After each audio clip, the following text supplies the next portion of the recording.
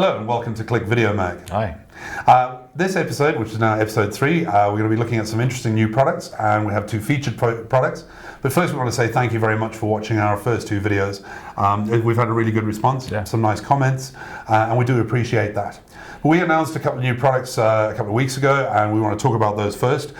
First and foremost, my new Speedlite 600EX RT. It's a Mark II version. Essentially, it's identical to the Mark I, but we've dialed up the amount of flashes per charge you're going to get. We've added a new diffuser accessory as a standard in the package, and you're also going to get a flash that runs at much lower heat and much lower voltage. Price? Pretty much the same as the Mark I, coming up sometime in June. Obviously, if the exchange rate stays kind of stable. But it wasn't the only thing. Unfortunately, you don't have one of these here yet, but you've got a new lens. I'm missing a new lens right on this table. New lens for EOS M mirrorless brings us up to 7 lenses. It's a 28mm 3.5 macro lens, 1.2 magnification. LED light built into the front of the lens. So first time we've done that. That's excellent. It looks and the first amazing. macro for a mirrorless system. Yeah. So it looks amazing. Missing. No, missing. But it shows that we're quite serious about going forward with mirrorless, and we're expanding the range. Yeah. And a macro lens is going to be quite interesting for people moving forward. I'm excited to see that little built-in video light. That should be pretty damn cool. We also announced, sorry, I'm just going to show you that, a brand new microphone. We weren't the first to announce it. Canon USA announced it a couple of weeks back, but due to licensing issues, it took us a while before we were able to do that. And this is a new Canon DME1 microphone, specifically designed for VSLRs. And it gives you incredible audio in a variety of different environments, having a few different settings. So you've got a mono shotgun microphone for a very narrow angle of sound, 2 automatic stereo microphones with a 90-degree or 120-degree angle of pickup, but you've also got an off, on, and an auto setting. The auto setting means you can have it on your 70D or 80D or any camera that's got a separate power switch. As you turn the camera off, the microphone also turns off, so increasing your battery life. Cool. We like it a lot. Comes with a really good windshield. We decided to put this to the test a couple of days ago. So here's a really interesting little clip we shot top of a hill on a very, very windy day. You were sort of standing, waving from side to side. With some zebras in the background, as you do in Africa. Check this little mic test that we did. Hi there, we're out here at the top of the hill near Fort Clappercop outside Pretoria. We're doing a sound test on the DME1 microphone, which is our new Canon microphone. It was announced at the same time as the ATD. The idea behind it is it's designed for video with SLR use. We've got it strapped onto the front of an XA30 over here on quite a windy day, as you can see. We've got the wind baffle over the top there, and we're just trying to see what the sound actually, what this microphone can pick up. From what we can hear, I'm around about 2.5 meters away from the camera. It looks pretty good. So that's our sound test. Okay, just by way of comparison, this is on-camera microphones. No duration whatsoever. See, that's really good. Well, as you can hear, that's a really good microphone. Okay, another microphone test for the DME1 microphone. Wind's coming directly from the side. Hopefully you should be able to hear my voice quite clearly with the microphone set to auto and on a narrow 90-degree angle of pickup. We've also got the wind baffle on there, and just to prove that we do interesting things here in Africa, we put some animals in the background. And one final test under the same windy conditions, with the wind coming from the side. Now using the on-camera microphones. These are what your standard recording would sound like. And again, as you can see, it's quite a radical difference. So as you can see, the microphone performed very, very, very well under difficult conditions. We noticed that with the wind coming from behind, wind coming from in front, it actually worked exceptionally well. From the side, as you would expect from any microphone, absolutely atrocious. But that's something you need to bear in mind as you use it. But it wasn't the only thing. You've announced some new Powershots as well. Some new Powershots, especially on the SX, the long zoom range. I've got 3 new Powershots that came in there: SX 620, 720, and 540. But we'll be featuring them in Click Magazine. So rather than me boring you with a lot of specs, just have a look at there and look at the upgrades. But that 540's got a monster zoom. It's got a 50 times zoom and Wi-Fi. All right, that's really cool. Well, we like the super zoom cameras in South Africa. It's one of our top selling ranges moving forward.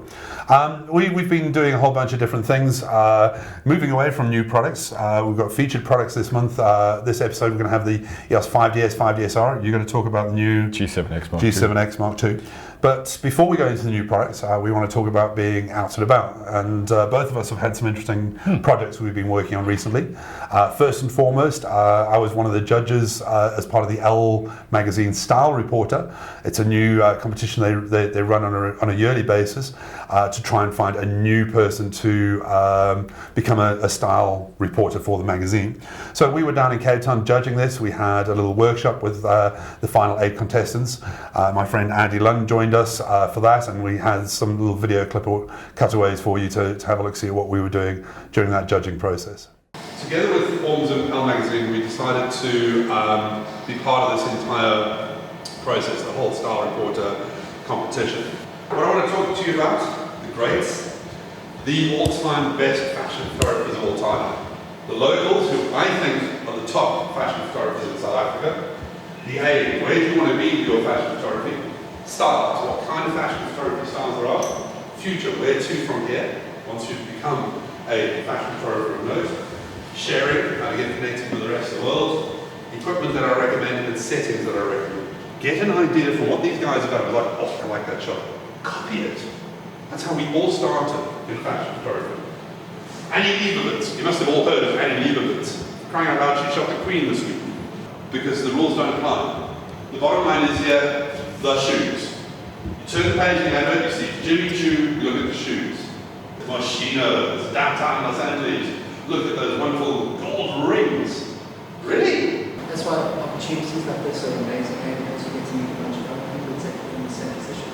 But also people like myself and in general the guys from homes, we're more than happy to help them with information and ideas.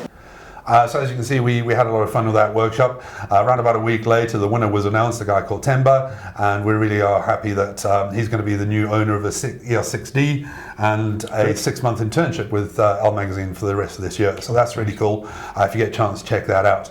I wasn't the only person out and about. You were down in Durban. We went down to Durban and we went to Mgeni Bird Park to go and get some of the store guys to learn a bit more about photography, how to take better photos, getting to help their customers to take better photos. We did a bit of a walk around and training there. You videoed a lot. Yes.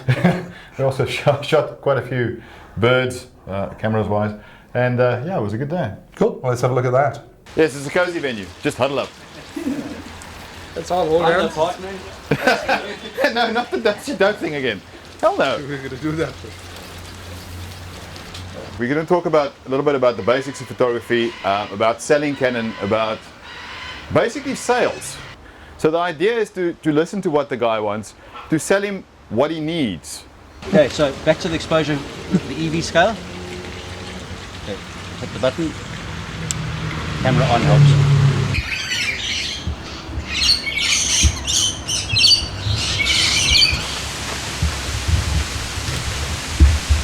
That's a good idea, get down to eye level.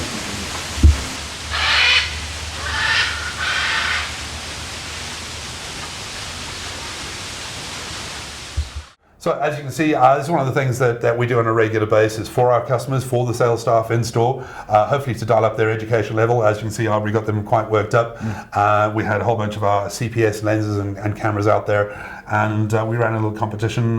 Competition for the best photo taken during the day. But I find the reason why this is a good thing is these guys sell the product and usually have no idea how to use it. So training them how to use it helps them sell it. Yeah. At the end of the day, it's a good thing for all of us. So let's have a look at new products. First and foremost, we want to talk about the new G7X Mark II. G7X Mark II. Now, I've had G7X Mark I for a while now. You've also had one. We love it. It's our travel camera. It's a 24-105 lens in the front, 1-inch sensor. But the upgrades that they brought into Mark II is pretty amazing. They've brought EOS style filters into it, so you can set picture styles in it. Cool. You can rate your photos on board. They say, or from what I've seen playing with this, it's about 2 stops better on low noise performance. the low noise performance was already very, very good on G7X. Yeah, absolutely. On Mark II, it's better. Shoots in RAW and JPEG at the same time. If you Like want that to. a lot. So you can edit. It's just an amazing piece of kit. Also, what it does, you've used it for taking the star trail shots. Yes. Now, what we find is during taking star trails is when the light changes, when it becomes a little bit lighter, the camera doesn't quite know what to do. It keeps the same exposure. This automatically Adjusts the Brilliant. exposure as you go Like along. that a lot. So very, very cool. It's going to be a little bit more expensive than G7X. Expected in the stores around about the end of June. Yeah. But I'm very excited about this product. And the video functionality is also exceptional. Absolutely amazing. It's full HD quality. Cool. Well, we like that for a variety of different functions. There's a lot of people using these things for doing things like vlogs, being able to put the camera on the end of a stick. You've got a really handy flip out monitor you can on there. juggle it that way. Again, selfie videos, you know, being what they are. But that's really, really, really cool, and I can't wait to get my hands on that.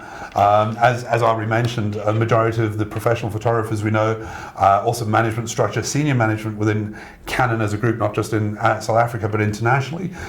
When we bump into, what was it, the guy who was head of imaging group for the whole of Europe, and we took him on a little plane helicopter flip over Joburg. And what camera did he pull out? G7X. And it's encouraging for us when all the way up to as senior as you can get. That's the killer camera that everybody It's a perfect wants. companion if you already have an SLR. Yeah. It's a perfect companion for it because the functionality, the way the camera works is exactly the same. So it's just an add-on from what you already have. Yeah, small, light, great Small, quality, light, pocket and size. manual controls. Yeah, for sure. Yeah, and Wi-Fi. Gotta love the Wi-Fi. Wi-Fi. Yeah, cool. So that's it for new products. The other featured product I want to talk about at the moment is the EOS 5DS and 5DSR. Now this is our 50 million pixel camera we announced towards the beginning of last year, and it hit the market sort of May, June, and we sold quite a few of them into the market, and a lot of people sort of really liked it for what it was aimed at. You know, the 5DSR being the very, very fine detail camera without the low pass filter, giving you spectacular landscape, architecture, building, those kind of type of pictures, and also the 5DS, which has the low pass filter, specifically designed for fashion, for beauty, for portraiture, that kind of story, so that it couldn't pick up the moire that you would get using the 5DSR. So the image quality out of this at 50 million pixels is absolutely spectacular, and Canon had a mentality that this would only be used in fashion or landscape type of environments. And we thought we'd throw this into the mix as far as wildlife in South Africa is concerned as well, because there's an enormous amount of very, very, very high quality and very, very high resolution demands in wildlife photography, and we have this distinct advantage in this country. As you know, I mean, our super zoom lenses sell a hell of a lot because it's so easy to get into game reserves. So there's a lot of people who want to shoot wildlife, and they're kind of looking at 50 million pixels and thinking it's too big, it's too difficult to work with, etc. So we thought we'd talk to a couple of people about this, and we chose two guys in particular who are not only noted wildlife photographers, but also very, very interested in trying out new gear. And first and foremost was Isak Pretorius, and we had him in the studio the other day. He's brought us some sample images. But let's have a look at this interview with Isak Pretorius to see what he thinks about the EOS 5DSR in the wildlife context. Welcome to Click Video. Thanks for joining us. Thanks very much. It's nice to be here. Cool. Isak's just come back from a trip up in Namibia and that end of the world, and he put his new 5DSR. You got the 5DSR, right? Yes. Yeah. New 5DSR through its paces in a wildlife environment. Now, we're pretty excited about the 5DSR. We love that camera to bits. The 50 million pixels, absolutely, it's a crazy amount of resolution. But the vast majority of people kind of get locked into the idea that it's just a landscape camera or it's a fashion beauty camera. And it's not often seen as something for wildlife. Now, your feeling as a wildlife camera? Yes, absolutely. I spent about a month in Namibia now, and Right. I did 2 back-to-back workshops. In the second workshop that I did in Namibia was more birds and animals and a little bit of landscape. So we went to the Skeleton Coast, which was fantastic. And there we photographed lions and leopards and elephants and a lot of birds. And initially I thought that, I've used the 5D Mark II back in the day when that was considered the best landscape camera. Right. And I took So far back, sorry. yeah, that was back in the day. And but at that stage I also did a lot of portrait birds and portrait wildlife with that camera, and I was really happy with the quality that I could capture, and I wanted to do the same now with the 5DSR. Good. So that if I do my portrait work, that I would capture it at the best resolution, and that's what I did initially. But then you know, when you've got everything set up and you're photographing these birds, then eventually some action happens and behavior, and it would fly off and catch an insect and come back. So then you're like stuck, and you like start a photograph behavior with this camera. Yeah, and it's not your regular camera for doing that kind of thing. You use. Yeah, so I use the flagship action camera, the 1DX, for that, typically. Yeah.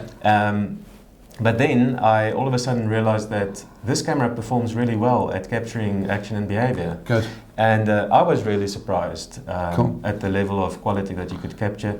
And that stuff like the burst rate, you know, the buffer, and the autofocus system was really more than adequate for the kind of stuff that I wanted to capture. Fantastic. Well, it comes from the 5D3 as the basis. The autofocus system comes from that environment. But as you correctly say, the burst rate and the buffer, for a lot of people, it's a little intimidating. They don't read the fine print. They're thinking 50 million pixels is you're thinking the sort of standard studio type of camera environment where you're getting one picture every second. This camera is 5 frames a second, and then your burst is a good 20 odd frames if you've got a really fast card, of course. But then the thing you got to remember, that's at 50 million pixels, so that's quite incredible. Did you have any issues with? Now a lot of people sort of say, you need to shoot these cameras at a higher shutter speed, specifically because motion blur that would have been contained within 1 pixel on a 20 million pixel camera is now spread across 2 or 3, and it becomes a lot more evident. Did you find yourself shooting at higher shutter speeds to counteract that, or did you find that wasn't an issue? Well, maybe yes. The action and behavior stuff I photographed, you have to be really on the money. Yeah. What I realized is the camera is unforgiving in terms of you got to be on the money with your technique. Yeah. And then also having the correct settings and using the best lenses. Sure. So it's clearly designed for Canon's latest series of lenses. I was blown away by the quality on the 11-24. And then also the new 100-400 Mark II. Yeah. Absolutely perfect quality. And so you really have to be not careful, but you really have to make sure that you capture it really well to get the benefit of that 50 megapixel. But saying that, what I also found was that even if some of your pictures you zoom into 100% and you're not perfectly happy with, let's say, the ISO or the sharpness, you can still scale that image down to half the size, and you sit with a perfectly sharp and crisp image at 25 megapixel. Fantastic, which is fantastic. And if you then compare that on quality to other cameras, the 5D is really a good camera for wildlife action. That's an excellent point. What we found, especially not only in terms of local photographers but internationally, the term pixel peeping has gone to a degree of we're now pixel scrutinizing. We're zooming into 200, 300, 400%, which realistically we shouldn't be doing. If we're viewing the image as a poster or a 3-meter print, you don't view it from 10 centimeters away. You're still looking at it half a meter away. Exactly, and I'm really glad you brought that point up, because it is something that I stand by, and I believe so many people, when they shoot at 50 million pixels, they zoom in too much and they're over-analyzing, hyper-analyzing, when you really should take a step back and go, hang on a second, look at the overall perspective. And that's really, really good to hear, and I'm glad you sort of bounced that back at us. It's good to hear. You got to compare apples to apples, right? Yeah. So. And you say a standard camera in your arsenal. The 1DX is your primary sports action movement kind of camera, and a 5DSR. Yeah, it was a really interesting experiment for me, because photography is all about compromises. It's always about shutter speed versus ISO and all of that. And now it became a compromise between, do you get the best quality, but you shoot at a slower frame rate, for example, as opposed to the 1DX? And I think my photography has moved to a point where I really want to capture the best quality. Excellent. Which put a lot of emphasis on using the 5DSR now in sequences where I'm going to photograph action and behavior. I'd rather have 5 great high resolution files in a sequence than 20 that are at low resolution. So interesting. It's a good way to see things, and I'm hoping that quite a lot of South African photographers see that mentality. We all have this mindset: you have to buy the 1DX, the 1DX Mark II. And by the way, yes, you do have to buy those. You should be careful. My boss is listening. But sometimes things like the 50 million pixel camera might well be considered too niche.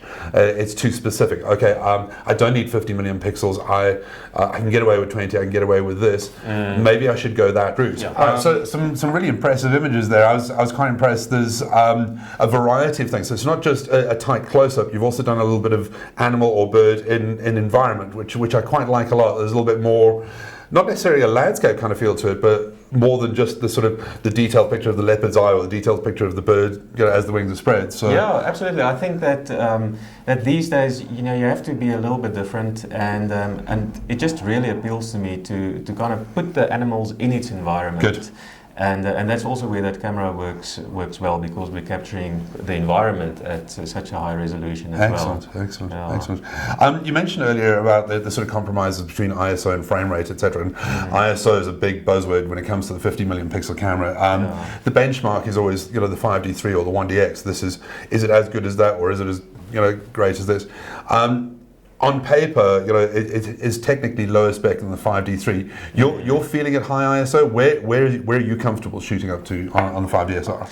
Yeah, I mean, I'm very fortunate that I can shoot with the 1DX and the 5DSR. So if ISO becomes an issue, or it's low light, then I would switch over to the 1DX. Right. But what I was doing in Namibia, I wouldn't push the ISO more than 400, or in some cases 800, or even 1600. Right. There's the saying that, it's more important if you capture incredible quality, on an incredible photograph and action, then the quality of the picture doesn't matter that much. Sure. So I would rather capture something amazing at a higher ISO and have the shot. And have the shot. Than now they're putting the camera away because I think I'm compromise on quality. Sure. Well, that's a really good point, and for the majority of our viewers out there, we want them to take something away, and that's probably one of the most salient things. Don't panic about settings, don't panic about high ISO, get the shot, put it in the bag, and have the shot. Worry about things at a later stage. I'm one of those people that I don't really care too much about noise, honestly, and I don't like it when people put so much emphasis on the ISO problem, because having a little bit of grain in an image still makes it feel like a real image. Yeah. And also to carry on with the previous point of where even if you're a little bit unhappy about the high ISO of a 50 megapixel file, if you scale it down, that image becomes very clean and clear. Fantastic at news. 25 pixels. So the ISO problem on that camera is not a problem. Good. Well, that's a wonderful point to end on. Isak, thank you so much for your time. I really do appreciate it. Ecstatic that you brought some images for us to see. Thanks for joining us on Click Video Mag. Yeah, Isak, Pretorius, everybody. Cheers, Thanks very much. Okay, so that was really cool to get Isak in here and talk to us about shooting the 5DSR in the field. But he's not the only person we asked about. We also spoke to Handrebec. We have an association with him being on Roadshow with us a couple of years back, and with his company Wild Eye, who do really cool excursions out into the country, teaching people wildlife photography, not only in South Africa, but basically all over the world, essentially. And Andrew's pretty well noted not only for his wildlife photography, but also his ability as a trainer. And we've done a couple of videos with him in the past, but here's an interview we shot with him earlier, talking about the EOS 5 DSR in the wildlife context, again with some sample images to give you an idea of what he's shooting. Okay, hi, welcome back to Click Video Mag. We're here with Handrebec. How's it, guys? From Wild Eye. Andrew's one of our guys who travels around a lot and shoots wildlife and wildlife in environment quite Very much so, yeah. Cool. So what I asked Andrew to do, and I've given him a 5DSR to play with for a couple of months, really just to hammer it, to put it into put it through its paces in the wildlife environment. So first impressions, 5DSR. Now this is a studio landscape kind of camera. You're shooting wildlife with it. Wasn't what it on paper what it was intended for. No, and when it first came out, I kind of hit you up and said, Roger, I need to have a spin on this thing, because my particular style is the animals in their environment, and so with at a 20 megapixel frame, your subject occupying that bottom right-hand corner is really made up of only a few pixels. Sure, yeah. Whereas with this incredible resolution now, you've got a whole new world. Excellent. So yeah, like you say, it probably most people looked at it from a landscape and studio perspective, but it certainly has applications in wildlife if you understand how to use it and think a little bit more out of the box in terms of what those pixels can do for you. Sure, and 50 million is a huge number. I mean, those file sizes are enormous. Yeah. You're not having any sagas with any of your software systems handling those kind of images? No, not at all. And I shoot off a little MacBook Air, which doesn't have a hell of a lot of RAM or space to work on. And so I'm working with that in the field. I do tend to be a little bit more selective of the scenes that I capture these days as well. Having the opportunity to be out in the field as much as I do, but no, not at all. And it's a small price to pay for what you get at the end of the day. I promise you. Filling hard drives though eventually, yeah. Yeah, exactly. I mean, look, and it's always a case of many memory cards and smaller memory cards so that you can keep backing up rather than having a massive 64 gig card. So don't go out and buy the big stuff. Rather keep your small cards and just kind of stack them away as you go along. In the wildlife environment, we've heard people talking about, you have to shoot at a higher shutter speed. The focus is hit or miss. Have you found that in your environment where if it's not bang on, it doesn't look fantastic? In certain instances, you're really close. But having said that, I've had the same sort of instances with a 5D Mark III and an 800mm lens where, focus point is slightly off the eye of the light aggressive rotor and sitting on the shoulder. Yeah. And even at 7.1 or f8, your depth of field is so shallow. So it kind of rolls across the board. I think if you're thinking that this camera is going to improve your photography, not at all. Well, maybe it will because it's going to highlight the flaws. Right. You do need to be a little bit more attentive to how you're shooting, but that's good because, at the end of the day, this is a journey and you've got to understand the interaction between aperture, shutter speed, depth of field, distance to subject, all of these things. Good. So I think, yes, there are times where you're off, but you may have gotten away with it at 20 megapixels. And so now all of a sudden it's lately obvious. Well, let's put it this way. You can still get away with it when you crop down to 960 pixels in the longest edge and you put it onto Facebook.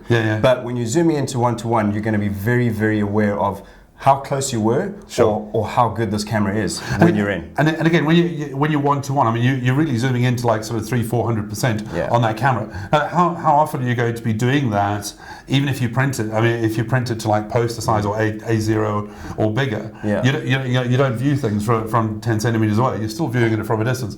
Is it that evident, or is it something you're just not going to really see? No, I think when you've obviously got to think about the bigger picture and how you present the final scene, and that's the most important thing. Sure. However, one of the benefits to this 50 megapixels is the fact that you can do the in-camera cropping. Sure. So therefore, when you start to crop in at a 1.3 or a 1.6, that detail is going to then be exposed. So you do want to be in that mark all the time. I'm a bit of a perfectionist as well. Of course, so yes, I do. No, you're not going to be presenting at a 1:1 and you're not going to be cropping the hell out of it. Fair enough. But when you've got that 1.3 or 1.6 in-camera crop activated, you want to know that you're there. Because then you're going to be left with your 20 megapixels and you don't want to crop in any further than that. Excellent. Well, you've given us a couple of images. We've got a little slideshow we're going to throw at you for a second. Let's have a look at some of Andrew's pictures. Right, so at 50 megapixels, your original frame would look something like this, and this was taken with a 400 Mark II, f2.8. And so the final, composing with the final image in mind, using the kind of block out in the 1.3 crop mode in camera, this was the final image that I had in my mind. So 50 megapixels is great, but you've also got to understand how to use them, and this is a classic example of where you can get a little bit of extra focal length and then work towards that final composition in camera rather than after the fact. Right, so this second image of the interaction between a lion cub and its mother was taken well after sunset, very low light. A couple of people have mentioned that the cap of ISO 6400 on the 5DSR may be a limiting factor. I've had a look through 25,000 odd images in my library, and only a handful have been taken at anything over ISO 5000. Sure. And that's not because of image quality, as you can see in this instance, but more because of the fact that you actually don't need any more than that. So in terms of wildlife photography, certainly not a limiting factor in my books. This other image, in terms of action and the shutter speed in frames per second, 5 frames per second, people talk about that being a limiting factor in wildlife photography. Yes and no. Forces you to become a little bit more selective, which is good. You don't just want to point and shoot and then kind of choose an image after the fact. So you do tend to be a little bit more attentive to the action, but certainly at 5 frames per second, you can still capture those definitive moments in a scene without worrying that you're going to lose out on them. You do need to be a little bit more selective. But it's still very capable. Excellent. We spoke to Isak Pretorius the other day with very much the same sort of sentiments, and he was saying, when there's high speed action going, for the most part, he'll just hoik out a faster body. So he's got a 1DX as a backup. You're not just going to go straight into the wildlife with only a 5DS or 5DSR. You're going to have something else that will give you the 7 frames a second on a 70D or 10 frames out of a 72. You've got another body in the bag as well. 100%. So, you know, 1DX is obviously first prize, but the 7D Mark II is insane. So to be able to combine two bodies like that, where you're going to have one with the frame rate, and perhaps in the 7D Mark II instance, a little bit of crop factor in there as well, just to kind of really get in nice and tight. Excellent. But a full frame body now, not only just a full frame body, but with a 1.3 and a 1.6 without having to change any maximum aperture. So, you know, focus, when you put a 300 2.8 on there, it becomes essentially a 400 2.8 at 2.8 autofocus, or a 480 500mm at f2.8 autofocus. That's so astonishing. It's full frame, but more. And then coupled with something that's going to give you that frame rate if you're going really specifically for your wildlife. Send me into the field with just a 5D3, a 5DSR, I'd be more than happy because of the focal lengths that it's going to give me. I would be a little bit more selective of the shots and when I take them when it comes to action though. I like it a lot. Cool. Handrebec, thank you very much for joining us. We do appreciate it. Over the next couple of issues, next couple of months, I'm going to put him to the test with a couple more odds and sods of the 5DSR. We're certainly not just going to force you on wildlife or wildlife in situ. I'm going to demand some images of birds in flight, some odds and ends. What a birds. Yeah, nice. Excellent. So we're looking forward to seeing that in upcoming months. Great stuff. Again, thanks very much for joining us, Andrew. Absolute pleasure. So that was Andrew Beck, and thanks again to these guys for taking the time to come join us on Click Video Mag. We want to make this as interesting as possible for you, so we're going to try and get as many people as possible. You're going to give the G7X2 to somebody to play with in a couple of weeks' time. It's like lucky draw at this stage. Lucky draw. I was like, first person who happens to rock up to pick it up. Okay, I like it a lot. So that's me. We'll get some opinion pieces. We'd like to be giving you some information, not only about the products from our perspective, but also how end users are trying them in the field and what kind of things they're going to get. So again, I'm dying to see sample images out of this. And again, let's try and do something other than wildlife. Let's get a Star Trail guy. No, somebody that shoots something completely different. We need to give it to them. Cool, we'll mix it up. Sure. Moving on to our last clip and our last little edit. This is something I've been promising for a while. Mark Mansfield, who's the editor of World Air News magazine, an aviation photographer who's also been on a roadshow with us a couple of times. I was fortunate enough to go on a shoot with him recently. He was shooting with the very first EOS 1DX2 test sample camera. Now, up until now, we've had VIP samples out in the field, and we have to say these are strictly beta. They're not allowed for publication. They're only for internal evaluation type of basis. So we got a test report sample, and Mark was chosen to be the very first person to go and shoot with a final result with a final camera. And he decided to do a front cover shoot for World Air News, which was quite an incredible thing. We were shooting from a helicopter, shooting 3 other helicopters just out north of Handrebec Dam. And here's a little video clip that we did, not only an interview with Mark Mansfield, but also some footage of us doing the air-to-air. And again, please excuse, as good as the microphone, as good as the wind baffle is, we're in a helicopter with the doors off, so the sound is going to be quite noisy. Anyway, check this out. Hi there, quick interview for Click Video Mag. I spent the weekend shooting with Mark Mansfield from World Air News magazine. He was one of the first people to try out the 1DX2 TR sample unit. Mark, welcome to Click Video Magazine. Thanks for joining us. Thank you very much. It's actually really great to be here. And first impressions, what do you think? Man, it's very difficult to actually say something in a polite way without actually using some explicit language over here. It's insanely amazing. You know, when the 1D came out, and I've been shooting on a 1D for quite a few years now, I thought that was the ultimate. I didn't think there could be much improvement on it. Yes, did the Joburg Road show, and I looked at the promo video and listened to the stats. Yeah, right, okay. Yeah, there's a bit of fluff on all of that, but had this beast in my hands, did an air-to-air shoot, and oh my goodness, it's insane. It's amazing. I really didn't think you guys could get anything better than the 1DX. But eating some humble pie over here. Truly amazing camera. Well, a lot of the updates were quite subtle. So it's only 12 to 14 frames. It's only this little bit better, etc. Did you find that it was a huge leap, or just like a small change? Or was it, as you said, so many things added together? let me go back a few steps over here. Yes, it was the changes in terms of using it first time out of the box on an air-to-air shoot was a bit daunting, because I'm thinking, hold on, this is a brand new camera. This is going to be something a bit different. I was a bit apprehensive about it, but when I had it in my hands, it was as if I had my own 1D in my hands. Okay. There was very small little changes in terms of menus, buttons, everything. In fact, that's where I expect to find it. So I already know what I'm looking for. A bit blasé about 12 to 14 frames. Yeah. But 14 frames a second at RAW is insane. It blows my mind. Cool. It's hard to describe how powerful that is and what you can do, considering that I'm also got a burst rate of 170 on this. Oh yeah, you had the C-Fast card. You were one of the first people. Yes. Very interesting to use that, and there was no hesitation in terms of me pushing down the shutter, firing 14 frames a second RAW. Card, there was no pause. Just let it go. Just let it go, and there was nothing else. Good. Well, we're excited. I was up in the helicopter with Mark over the weekend. I've got some footage that I shot on the ATD. We'll have a look at that footage in between or after the video clip. But first and foremost, we're really glad that you were the first journalist to test out the TR sample. It's really, really cool. We had a lot of VIP samples out in the field, but they weren't final. You're the first guy to try that out and to be able to publish images.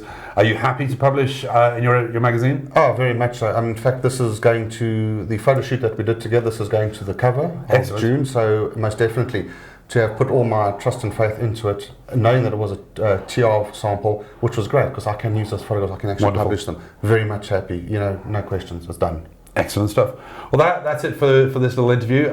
Thanks very much, Mark, for coming along. Really do appreciate you putting the camera through its paces, and we'll see you next time. Thanks very much. Fantastic. Thank you very much. Well, it was a privilege. Thank you.